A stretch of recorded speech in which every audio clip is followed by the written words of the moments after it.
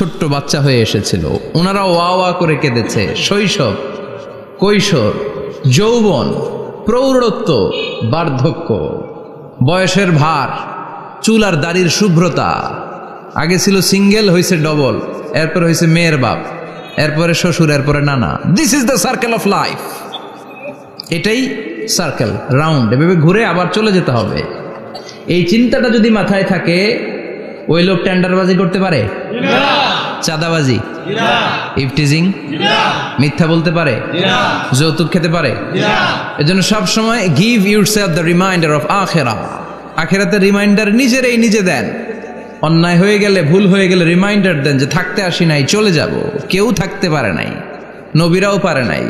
যেই মালাকুল মাউত রুহু কবজ করে, ওই ফেরেশতা থাকতে পারছে? চলে গেছে। আমাদেরকে চলে যেতে হবে।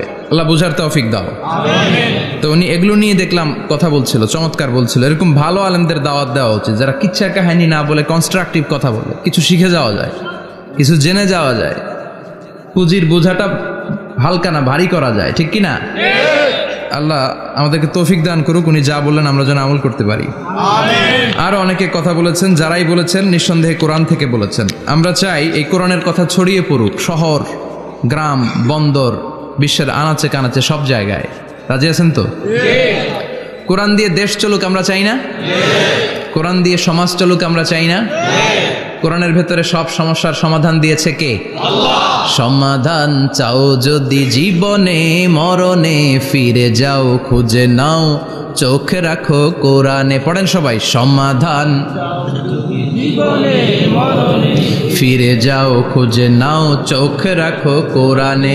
If you want the solution this দুনিয়া এন্ড আখিরা, go back, have a look to the holy কোরআনে।